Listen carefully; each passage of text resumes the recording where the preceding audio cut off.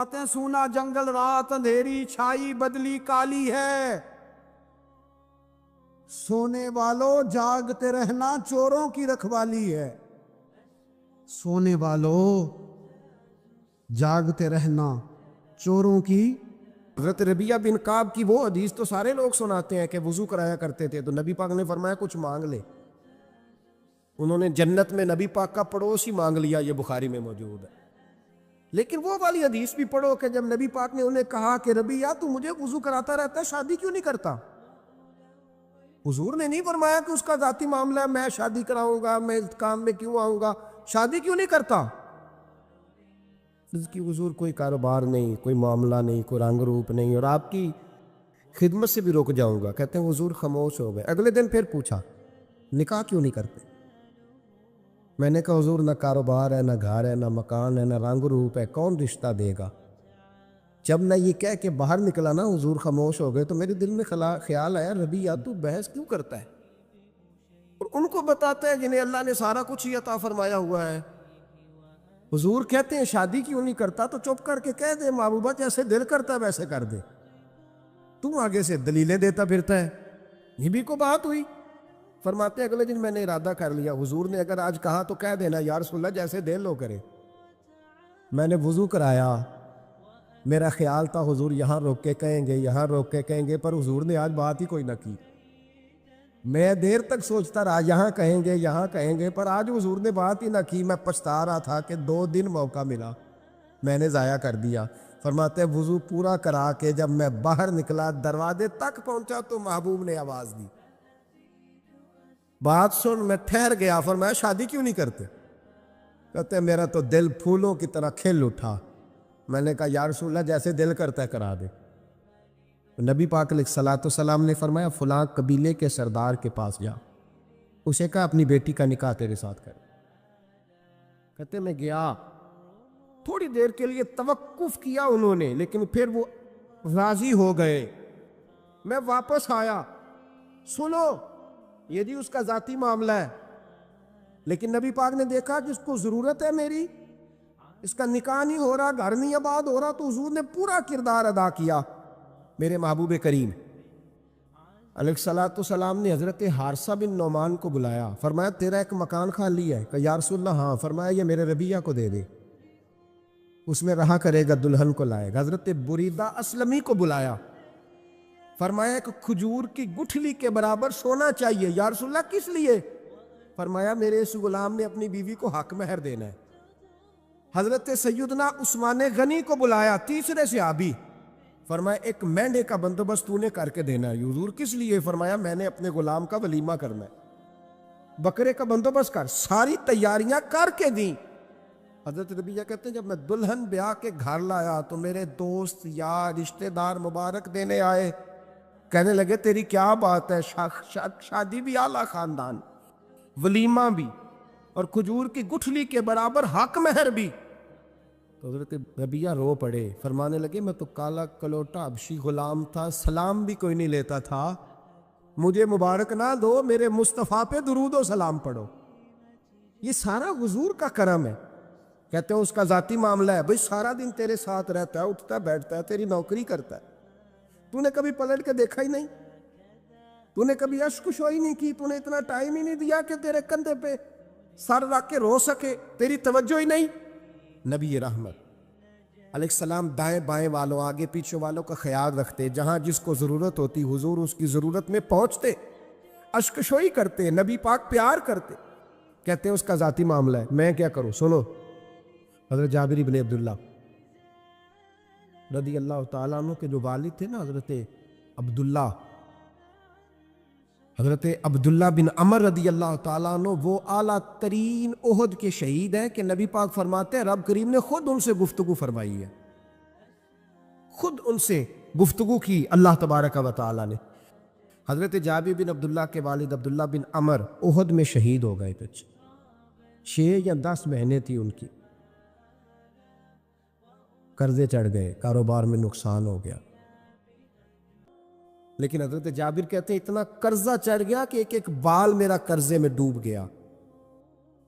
قرضے بڑے دینے تھے، مقروض آتے، تنگ کرتے۔ خود نبی کریم علیہ السلام نے فرمایا ہے کہ جو مقروض ہوتا ہے وہ قیدی ہوتا ہے، جب تک قرض دے نہیں لیتا اتنی دیر تک وہ آزاد نہیں ہوتا۔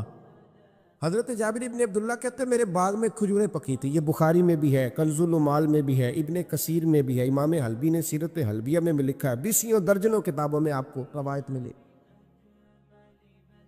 فرمانے لگے کھجوریں جب میری پک کے تیار ہو رہی تھی تو مقروض جب پیسے لینے آتے تو میں کہتا قرضے یہ کھجوریں پکتی ہیں تو دیتا ہوں۔ یہ ہم پنجاب کے لوگ کیا کہا کرتے تھے، ہاڑی سونی جی، یہاں چاول کی فصل پہ یہاں گندم کے، ہم نے تو کپڑے لیے ہوتے تھے ادھار دکانوں سے کہ فصل پکتی ہے تو پھر دے دیتے ہیں، کہ کھجوریں پکتی ہیں تو دیتا ہوں۔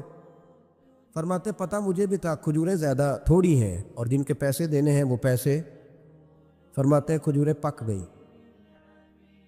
اتاری تو یہ تو 11 گنا بھی اور ہو تب بھی قرضہ نہیں اترتا۔ کہتے ہیں میں نے دوستوں سے، یاروں سے، رشتہ داروں سے، وہ جو کہتے ہیں نہیں کوئی حکم ہوا تو بتانا، میرے رسول کائنات علیہ السلام کے صحابی کہتے ہیں سب سے کہا پر کسی نے نہ سنی، جب میں تھک گیا نا تو میں دروازہ رسول پہ چلا گیا، یا رسول اللہ، یا رسول اللہ، یا رسول اللہ، حضور قرضے زیادہ ہیں، کھجوریں کم ہیں، یہودیوں کے پیسے ہیں وہ مانتے نہیں۔ نبی پاک نے فرمایا ان سے کہو تھوڑے تھوڑے لے لیں باقی پھر دے، حضور نہیں مانتے۔ حضور کہہ سکتے تھے سلمان جاؤ بات کر کے آؤ، جاؤ بلال، صہیب جاؤ، کون جاتا ہے مقروضوں کی سفارش کرنے؟ کہتا ہے بھائی میں نہیں بیچ میں آؤں گا، اتنے پیسے اوہ ہو، میں اپنے موبائل فون بند کر جاتے، کو پوچھے نہ۔ لیکن نبی کریم علیہ السلام نے فرمایا سنو، خود رسول پاک، خود نبی پاک نے، حضور نے فرمایا چل میں تیرے ساتھ چلتا ہوں، چل میں تیرے ساتھ چلتا ہوں، مقروض کے ساتھ، امیر کے ساتھ نہیں، اس کے ساتھ نہیں جس نے پیسے لینے ہیں، بلکہ حضور مقروض کے ساتھ، گرے ہوئے کے ساتھ چلے، چل میں چلتا ہوں۔ یہودی تک گئے، فرمایا کچھ لے لے، یہ بیچارہ دھوکے باز نہیں الجھ گیا ہے، غربت، کچھ لے لے باقی پھر دے دیں گے۔ کہنے لگا سارے لینے ہیں۔ جب اس نے بات نہ مانی تو پھر یہ اللہ کے رسول ہے نا، جب وہ نہ مانا یہودی تو نبی کریم علیہ السلام فرمانے لگے نہیں تو پھر پورے لینے ہیں؟ کہنے لگا جی پورے لینے ہیں۔ حضور فرمانے لگے کل آ جانا سارے دے دیں گے، پورے پیسے تیرے ملیں گے، تو آ جانا۔ حضرت جابر ابن عبداللہ کو حضور نے فرمایا کھجوریں اتار کے نا تو اپنے باغ میں ڈھیر لگا اور میں آیا۔ حضرت عمر حدیث کے راوی ہے، فرماتے ہیں بس رسول پاک چل پڑے، حضور نے کندھے پہ رومال رکھا، حضور چل پڑے، کوئی چٹائی نہیں بچھائی، حضرت جابر کہتے ہیں کوئی صوفہ نہیں رکھا، کوئی پھولوں کے ہار نہیں، حضور آئے، 2-3 چکر میرے باغ کے لگائے اور کھجوروں کے ڈھیر کے پاس بیٹھ گئے، فرمایا بلا جس کے پیسے دینے، بلا، اب تنگی یہ داماں پہ نہ جا اور بھی کچھ مانگ، بلا۔ فرماتے بندے کو بلایا، حضور نے فرمایا کتنے پیسے؟ حضور اتنے درہم دینار ہے۔ فرمایا کھجوریں تولتا جا اور دیتا جا۔ فرماتے میں دیتا گیا، میں نے کہا حضور اس کے پیسے پورے ہو گئے۔ حضور مسکرا کے فرمانے لگے چل 4-5 کلو کھجوریں اضافی دے دے، کوئی عرض نہیں۔ کہتے ہیں وہ بھی دے دی۔ حضور نے فرمایا بلا دوسرے کو، فرمایا اس کو بھی بلایا، تولتا گیا، دیتا گیا، حضور پورے ہو گئے۔ نبی کریم علیہ السلام نے فرمایا چل 4-5 کلو کھجوریں زیادہ دے دے۔ کہتے ہیں قرضے بھی دے دیے، 5-5 کلو کھجوریں بھی زیادہ دے دی۔ محبوب اٹھے، کچی زمین پہ بیٹھے تھے، حضور نے لباس مبارک کو جھاڑا، رومال کندھے پہ رکھا، فرمایا میں مسجد جا رہا ہوں، وہاں آ کے مجھے خبر دینا، وہاں آ کے مجھے بتلانا کہ جب میں آیا تھا تب کھجوریں زیادہ تھی کہ جب واپس گیا ہوں تب زیادہ ہے۔ وہاں مجھے آ کے اطلاع دینی ہے، بتانا ہے مجھے، وہاں آ کے میں جا رہا ہوں مجھے بتانا ذرا وہاں آ کے۔ حضرت جابر ابن عبداللہ کہتے ہیں میں نے کھجوریں تولی، میں تھک گیا، میں تھک گیا، ڈھیر تو چھوٹا تھا پر وزن ہی بڑا نکلا۔ کہتے ہیں میں تھک گیا، جتنی دی تھی نا اس سے زیادہ تول کے باقی پڑی رہنے دی۔ میں مسجد میں گیا، ذرا لفظ سننا حدیث کے، کہتے ہیں مسجد میں گیا، جا کے عرض کی یا رسول اللہ میں تول آیا ہوں، جب آپ آئے تھے تھوڑی تھی اور جب واپس آئے ہیں تو کئی گنا بڑھ گئی ہیں۔ حضور نے پتہ کیا فرمایا؟ فرمایا یہ بات نا جو تو نے مجھے بتائی ہے، یہ بات ذرا میرے عمر فاروق کو بھی بتا، عمر بڑا راضی ہوگا، عمر کو بھی بتلا یہ بات۔ گویا نبی پاک کے معجزات کی، فضائل کی، شمائل کی باتیں جب بتائی جاتی تھیں صحابہ کے دل ٹھنڈے ہوتے.